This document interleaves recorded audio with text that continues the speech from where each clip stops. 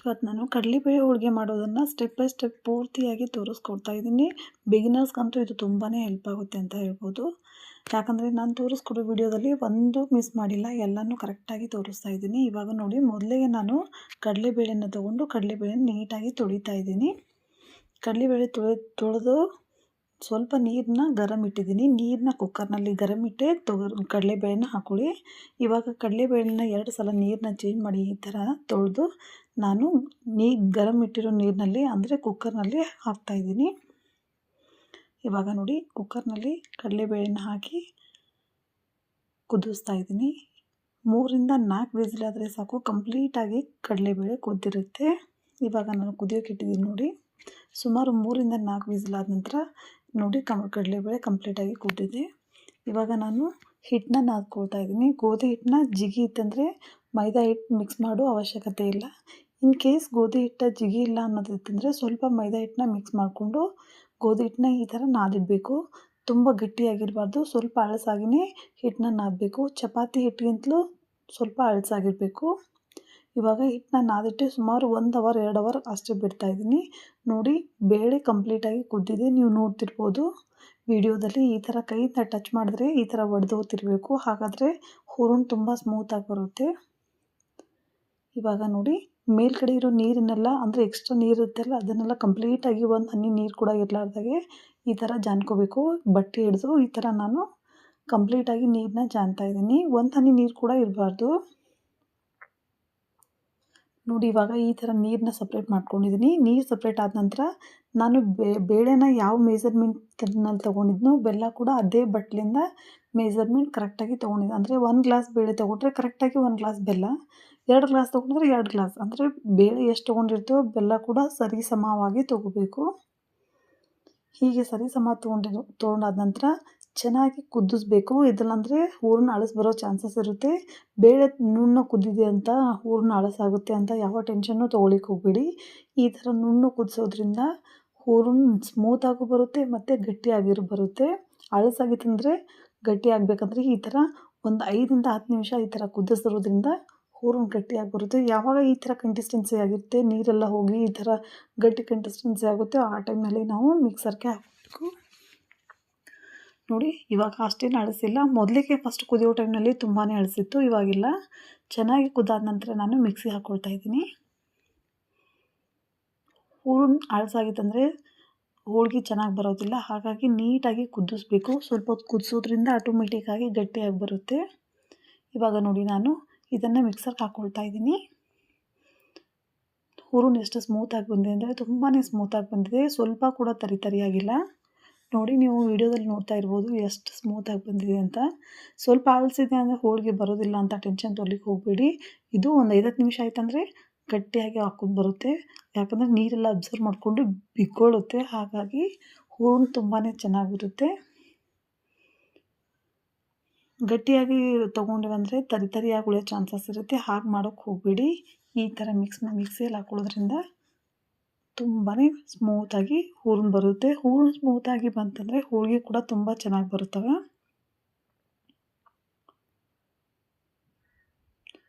ಇವಾಗ ನೋಡಿ, ಹೂರಣ ಕಂಪ್ಲೀಟಾಗಿ ಕುದ್ದಾದ ನಂತರ ನೀವು ವಿಡಿಯೋನ ಯಾವುದು ಕಾರಣಕ್ಕೂ ಸ್ಕಿಪ್ ಮಾಡಬೇಡಿ. ವಿಡಿಯೋ ಸ್ಕಿಪ್ ಮಾಡಿದ್ರೆ ನಿಮಗೆ ಕಂಪ್ಲೀಟಾಗಿ ಹೋಳಿಗೆ ಮಾಡ್ಕೊಳ್ಳೋದು ತಿಳಿಯೋದಿಲ್ಲ. ಹೀಗೆ ನಾನು 2-3 ಜಾರನ್ನ ಈ ಥರ ಮಿಕ್ಸರ್ಗೆ ಹಾಕ್ಕೊಂಡು ಹೂರಣನ ಕಂಪ್ಲೀಟಾಗಿ ಮುಗಿಸಿದ್ದೀನಿ. ಇವಾಗ ಹೂರಣ ಆದ ನಂತರ ನೀವು ವಿಡಿಯೋಸಲ್ಲಿ ನೋಡ್ತಿರ್ಬೋದು ಹೂರಣ ಎಷ್ಟು ಗಟ್ಟಿ ಬಂದಿದೆ ಅಂತ. ಒಂದು 5-10 ನಿಮಿಷ ಬಿಟ್ಟರೆ ಸಾಕು. ನೋಡಿ, ಈ ಥರ ಗಟ್ಟಿಯಾಗಿದೆ ಹೂರಣ ಗಟ್ಟಿಯಾಗಿತ್ತಂದರೆ ಹೋಳಿಗೆ ಚೆನ್ನಾಗಿ ಬರುತ್ತೆ. ಈ ಥರ ಕೈಯಲ್ಲಿ ನೀಟಾಗಿ ಬರ್ತಾಯಿತ್ತಂದರೆ ಹೂರಣ ಕಂಪ್ಲೀಟ್ ಆಗಿದೆ ಅಂತ ಅರ್ಥ, ಕರೆಕ್ಟಾಗಿ ಬಂದಿದೆ ಅಂತ ಅರ್ಥ. ಹೂರಣ ತುಂಬ ಅಳಸಾಗಿತ್ತಂದರೆ ಹೋಳಿಗೆ ಚೆನ್ನಾಗಿ ಬರೋದಿಲ್ಲ. ಹೂರಣ ಯಾವ ಥರ ಮೆತ್ತಗಿರುತ್ತೆ ನೋಡಿ, ಹಿಟ್ಟು ಕೂಡ ಅಷ್ಟೇ ಮೆತ್ತಗಾಗಿರಬೇಕು. ತುಂಬ ಅಳಸು ಬಂತಂದರೆ ಹೂರಣ ಒತ್ತಡ ಮತ್ತು ನಾವು ನಾದ್ಕೊಂಡಿಟ್ಟಿರೋ ಗೋಧಿ ಹಿಟ್ಟನ್ನ ಅದು ಒತ್ತಡ ಆಗಿರುತ್ತೆ. ಹಾಗಾಗಿ 2 ಸೇಮ್ ಆಗಿರಬೇಕು. ತುಂಬ ಅಳಸಾಗಿ ಕೂಡ ಇರಬಾರ್ದು, ತುಂಬ ಗಟ್ಟಿಯಾಗಿ ಇರಬಾರ್ದು. ಇವಾಗ ನೋಡಿ, ಹಿಟ್ಟನ್ನ ತೊಗೊಳ್ತಾ ಇದ್ದೀನಿ. ನಮಗೆ ತಗಡದ ಮೇಲೆ ಏನಾದರೂ ಮಾಡ್ಕೊಲಿಕ್ಕೆ ಟಫ್ ಆಗ್ಲಿಕ್ಕಿತ್ತು ಅಂದರೆ ಫಸ್ಟಿಗೆ ತಗಡ ಮೇಲೆ ಬರೋಂಗಿಲ್ಲ. ಹಾಗಾಗಿ ನಾನು ಇದು ಪ್ಲಾಸ್ಟಿಕ್ ತೊಗೊಂಡಿದ್ದೀನಲ್ಲ, ಆ ಥರದ್ದು ಸ್ವಲ್ಪ ದಪ್ಪಾಗಿರೋ ಪ್ಲಾಸ್ಟಿಕ್ನ ತೊಗೊಂಡು ನೀಟಾಗಿ ರೌಂಡಾಗಿ ಕಟ್ ಮಾಡ್ಕೋಬೇಕು. ಇಲ್ಲ ಹಂಚಿದ ಮೇಲೆ ಹಾಕಿದ್ಮೇಲೆ ಸುಡುತ್ತೆ ಅನ್ನೋ ರೀಸನ್ ಇದ್ದರೆ ಇಲ್ಲ ಸುಡೋದಿಲ್ಲ. ಹಾಕಿದ ತಕ್ಷಣ ಪಟ್ ಅಂತ ತೆಗೆದು ಅಂದರೆ ಸುಡೋದಿಲ್ಲ. ಇವಾಗ ನೋಡಿ ನಾನು ಈ ಥರ ನೀಟಾಗಿ ರೌಂಡಾಗಿ ಕಟ್ ಮಾಡ್ಕೊಂಡಿರೋ ಕವರ್ನ ತೊಗೊಂಡು ಅದ್ರ ಮೇಲೆ ಈ ಥರ ಹೋಳಿಗೆನ ಮಾಡ್ತಾಯಿದ್ದೀನಿ. ಮೊದಲಿಗೆ ಸ್ವಲ್ಪ ಗೋಧಿ ಹಿಟ್ಟನ್ನ ತೊಗೊಂಡು ಚಪಾತಿ ಯಾವ ಥರ ಮಾಡ್ಕೊತೀವೋ ಅದೇ ಥರ ಕೈಯಲ್ಲಿ ಮಾಡಿಕೊಂಡು ಹೂರಣನ ತೊಗೊಂಡು ಈ ಥರ ತುಂಬ್ತಾಯಿದ್ದೀನಿ. ಹೋಳಿಗೆ ಕರೆಕ್ಟಾಗಿ ಬರಬೇಕಂದ್ರೆ ಹೂರಣ ಕರೆಕ್ಟಾಗಿ ತುಂಬ್ಕೊಳ್ಬೇಕು. ನೋಡಿ ಗೋಧಿ ಹಿಟ್ಟಿನಲ್ಲಿ ಸ್ವಲ್ಪ ಕೈಗೆ ಎಣ್ಣೆನ ಹಚ್ಕೊಂಡು ಈ ಥರ ನೀಟಾಗಿ ತುಂಬ್ತಾಯಿದ್ದೀನಿ. ಹೋಳಿಗೆ ಮಾಡೋದು ಎಷ್ಟು ಇಂಪಾರ್ಟೆಂಟ್ ಅಂದರೆ ಇದು ಹೋಳಿಗೆ ಹೂರಣನ ಅದರಲ್ಲಿ ತುಂಬೋದು ಕೂಡ ಅಷ್ಟೇ ಇಂಪಾರ್ಟೆಂಟು. ಇವಾಗ ನೀಟಾಗಿ ತುಂಬಿದ್ವಿ ಅಂದರೆ ಒಂದು ಸೈಡ್ ಹೂರಣ ಒಂದು ಸೈಡ್ ಇದು ಆಗೋದಿಲ್ಲ. ನಾವು ನೀಟಾಗಿ ತುಂಬಲಿಲ್ಲ ಅಂದರೆ ಒಂದು ಸೈಡ್ ಹಿಟ್ಟಾಗುತ್ತೆ, ಒಂದು ಸೈಡ್ ಹೂರಣ ಆಗುತ್ತೆ, ಹಾಗಾಗಿ ಚೆನ್ನಾಗಿ ಕೂಡ ಬರೋದಿಲ್ಲ. ಇವಾಗ ನೀಟಾಗಿ ತುಂಬಿದಾದ ನಂತರ ನಾನು ಸ್ವಲ್ಪ ಪ್ಲಾಸ್ಟಿಕ್ ಕೆಳಗೆ ರೌಂಡಾಗಿ ಕಟ್ ಮಾಡ್ಕೊಂಡಿಟ್ಟಿರೋ ಪ್ಲಾಸ್ಟಿಕ್ಕಿಗೆ ಸ್ವಲ್ಪ ಹಿಟ್ಟನ್ನ ಹಾಕಿ ಮತ್ತು ಸ್ವಲ್ಪ ಎಣ್ಣೆನ ಹಾಕಿ ನೀಟಾಗಿ ಸ್ಪ್ರೆಡ್ ಮಾಡ್ಕೊಳ್ತಾ ಇದ್ದೀನಿ. ಹೀಗೆ ಮಾಡೋದ್ರಿಂದ ನಾವು ಮಾಡ್ಕೊಂಡಿಟ್ಟಿರೋ ಹೋಳಿಗೆನ ಈಸಿಯಾಗಿ ತವದ ಮೇಲೆ ಹಾಕ್ಬೋದು, ಇಲ್ಲಾಂದರೆ ಬಿಡೋದಿಲ್ಲ. ಹಾಗಾಗಿ ಸ್ವಲ್ಪ ಎಣ್ಣೆ ಹಿಟ್ಟು ಹಾಕೋದ್ರಿಂದ ಪಟ್ ಅಂತ ಬಿಡುತ್ತೆ.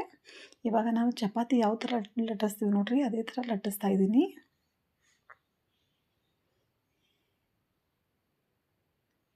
ಜಾಸ್ತಿ ಫೋರ್ಸ್ ಹಾಕೋಕ್ಕೆ ಹೋಗಬೇಡಿ, ಸ್ವಲ್ಪ ಸ್ವಲ್ಪ ತಳ್ಳಗೆ ಫೋರ್ಸ್ ಹಾಕಿದರೆ ಸಾಕು, ಹೋಳಿಗೆ ಆಟೋಮೆಟಿಕ್ಕಾಗಿ ಸ್ಪ್ರೆಡ್ ಆಗುತ್ತೆ. ಇದು ನೋಡಿ ಹಿಟ್ಟು ಮತ್ತು ಹೂರಣ ಎರಡು ಕರೆಕ್ಟಾಗಿ ಸ್ಪ್ರೆಡ್ ಆಗುತ್ತಾ ಇದೆ. ನಿಮಗೆ ಯಾವ ಸೈಜಲ್ಲಿ ಬೇಕೋ ಆ ಸೈಜಲ್ಲಿ ಪ್ಲಾಸ್ಟಿಕ್ನ ಕಟ್ ಮಾಡ್ಕೋಬೇಕು. ಸ್ವಲ್ಪ ನೀಟಾಗಿ ಸುತ್ತ ತೊಗೊಂಡ್ರೆ ಸಾಕು, ಪ್ಲಾಸ್ಟಿಕ್ಗೆ ಯಾವ ಥರದ ಗರಂ ಕಾವತ್ತೋದಿಲ್ಲ, ಹಾಗಾಗಿ ಪ್ಲಾಸ್ಟಿಕ್ ಸುಡೋದಿಲ್ಲ. ಇವಾಗ ನೋಡಿ ಕೆಳಗೆ ಪ್ಲಾಸ್ಟಿಕ್ನ ತೊಗೊಂಡು ನಾನು ತವದ ಮೇಲೆ ಹಾಕ್ತಾಯಿದ್ದೀನಿ. ಈ ಕವರಿಂದ ಏನಾಗುತ್ತಂದರೆ ನಮಗೆ ಈಸಿಯಾಗಿ ಮಾಡೋಕ್ಕೆ ಹೋಳಿಗೆ ಈಸಿಯಾಗಿ ಬರುತ್ತೆ. ಇವಾಗ ನೋಡಿ ಈ ಥರ ಸ್ಲೋ ಆಗಿ ಪಟ್ ಅಂತ ಹಾಕಿದ ತಕ್ಷಣ ಸ್ಲೋ ಆಗಿ ತೆಗೆದ್ರೆ ಸಾಕು, ನೀಟಾಗಿ ಬಂದ್ಬಿಡುತ್ತೆ. ಯಾವಾಗ ಸ್ವಲ್ಪ ಬಬಲ್ ಬರಲಿಕ್ಕೆ ಲೋ ಫ್ಲೇಮಲ್ಲಿ ಇಟ್ಟೆ ಹೋಳಿಗೆನ ಬೇಯಿಸಬೇಕು. ಹೈ ಫ್ಲೇಮಲ್ಲಿ ಇಟ್ಟಿದ್ರೆ ಹೋಳಿಗೆ ಬೇಯಿಸಿದ್ರೆ ಹೋಳಿಗೆ ಬರೋದಿಲ್ಲ, ಕೆಳಗೆ ಹತ್ಕೊಳ್ಳುತ್ತೆ, ಹೊತ್ತುತ್ತೆ, ಹಾಗಾಗುತ್ತೆ. ಹಾಗಾಗಿ ಲೋ ಫ್ಲೇಮಲ್ಲಿಟ್ಟೆ ಹೋಳಿಗೆನ ಬೇಯಿಸ್ಕೊಳ್ಳಿ. ಇವಾಗ ಯಾವಾಗ ಮೇಲೆ ಸಣ್ಣ ಸಣ್ಣದಾಗಿ ಬಬಲ್ಸ್ ಬರ್ಲಿಕ್ಕೆ ಸ್ಟಾರ್ಟ್ ಆಗುತ್ತೋ ಆವಾಗ ಸ್ವಲ್ಪ ಮೇಲುಗಡೆ ಎಣ್ಣೆನ ಸ್ಪ್ರೆಡ್ ಮಾಡಿ ಈ ಒಂದು ಸೈಡ್ ಆದ ನಂತರ ಮತ್ತೊಂದು ಸೈಡ್ ಬೇಯಿಸಬೇಕಾಗುತ್ತೆ. ಇವಾಗ ನೋಡಿ ಸಣ್ಣ ಸಣ್ಣದಾಗಿ ಬಬಲ್ಸ್ ಬರೋಕ್ಕೆ ಸ್ಟಾರ್ಟ್ ಆಗಿದೆ. ಸ್ವಲ್ಪ ಬಬಲ್ಸ್ ಬಂತಂದರೆ ಕೆಳಗೆ ಬೇಯ್ತಾ ಇದೆ ಅಂತ ಅರ್ಥ. ಹಾಗೆ ಬಬಲ್ಸ್ ಬರೋ ಅಂದಾಜನ್ನ ನೋಡಿಕೊಂಡು ಸ್ವಲ್ಪ ಎಣ್ಣೆನ ಸ್ಪ್ರೆಡ್ ಮಾಡಿ ಈ ಮೈ ಬೇಯಿಸ್ತಾ ಇದ್ದೇನೆ ನೋಡಿ. ನಿಮಗೆ ಈ ಥರ ಕಡ್ಚಿಗಿಂತ ನಾವು ಹಾಕಿದಾಗ ಬೈದಿದೆ ಇಲ್ಲ ಅಂತ ಅಂದಾಜು ಗೊತ್ತಾಗ್ತಿರುತ್ತೆ. ಇವಾಗ ನೋಡಿ ಆಲ್ಮೋಸ್ಟ್ ಅಲ್ಲಿ ಬೈದಿದೆ. ನಾನು ಇವಾಗ ಈ ಸೈಡ್ ಬೇಯಿಸ್ತಾ ಇದ್ದೀನಿ ನೋಡಿ. ಯಾರೆಲ್ಲ ನನ್ನ ಚಾನಲ್ನ ಫಸ್ಟ್ ಟೈಮ್ ನೋಡ್ತಾ ಇದ್ರೋ ಪ್ಲೀಸ್ ಚಾನಲ್ನ ಸಬ್ಸ್ಕ್ರೈಬ್ ಮಾಡ್ಕೊಂಡು ನೋಡಿ. ಈ ಸೈಡ್ ಆದ ನಂತರ ಈ ಸೈಡ್ ಬೇಯಿಸ್ತಾ ಇದ್ದೀನಿ.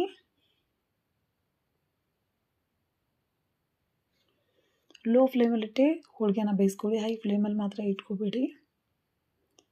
ಕಮೆಂಟ್, ಶೇರ್, ಸಬ್ಸ್ಕ್ರೈಬ್ ಮಾಡಿ ಪ್ಲೀಸ್ ಚಾನಲ್ನ ಸಬ್ಸ್ಕ್ರೈಬ್ ಮಾಡ್ಕೊಂಡು ನೋಡಿ.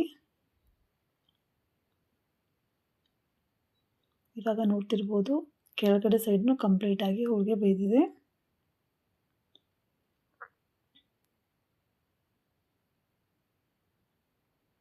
ನಿಮಗೇನಾದರೂ ಒಂದು ಸೈಡ್ ಹಸಿ ಅನಿಸಿತ್ತಂದರೆ ಈ ಥರ ಫೋಲ್ಡ್ ಮಾಡಿ ಕೂಡ ನಾವು ಹೋಳಿಗೆನ ಬೇಯಿಸ್ಬೋದು. ನಾನಿವಾಗ ಫೋಲ್ಡ್ ಮಾಡಿ ಬೇಯಿಸ್ತಾ ಇದ್ದೀನಿ ನೋಡಿ. ಒಂದು ಸೈಡ್ ಸ್ವಲ್ಪ ಏನಾದರೂ ಹಸಿ ಅನಿಸಿತ್ತಂದರೆ ಈ ಥರ ಫೋಲ್ಡ್ ಮಾಡಿ ಬೇಯಿಸಿ. ಈ ಕಡೆ ಸೈಡ್ ಕಂಪ್ಲೀಟಾಗಿ ಬೇಯ್ದಿದೆ, ಆ ಕಡೆ ಸೈಡ್ ಸ್ವಲ್ಪ ಹಸಿ ಇರೋದ್ರಿಂದ ನಾನು ಈ ಥರ ಫೋಲ್ಡ್ ಮಾಡಿ ಬೇಯಿಸ್ತಾ ಇದ್ದೀನಿ. ಇನ್ ಕೇಸ್ ನಡು ಏನಾದರೂ ಹೊತ್ತಿದೆ ಅಂತ ಅರ್ಥ ಇದ್ದರೆ ಕೆಳಗಡೆ ನೀವು ಈ ಥರ ನಾನು ಇಡ್ತಾ ಇದ್ದೀನಿಲ್ಲ ಕಡಚಿಗೆನ ಇಡ್ಬೋದು. ಆ ಥರ ಕಡಚಿಗೆ ಇಡೋದ್ರಿಂದ ನಡು ಇದ್ದಿದ್ದೆಲ್ಲ ಹೊತ್ತದಾಗೆ ಅಂದರೆ ಕೆಳಗೆ ತವಾಗೆ ಹತ್ಕೊಂಡಿರುತ್ತೆ ಅಲ್ಲ, ಆ ಥರ ಬರೋದಿಲ್ಲ. ಇವಾಗ ನೋಡಿ ಕಂಪ್ಲೀಟಾಗಿ ಹೋಳಿಗೆ ಆಗಿದೆ. ಯಾರಿಗೆಲ್ಲ ವಿಡಿಯೋ ಇಷ್ಟ ಆಗಿದೆ ಕಮೆಂಟ್ ಮೂಲಕ ತಿಳಿಸಿ.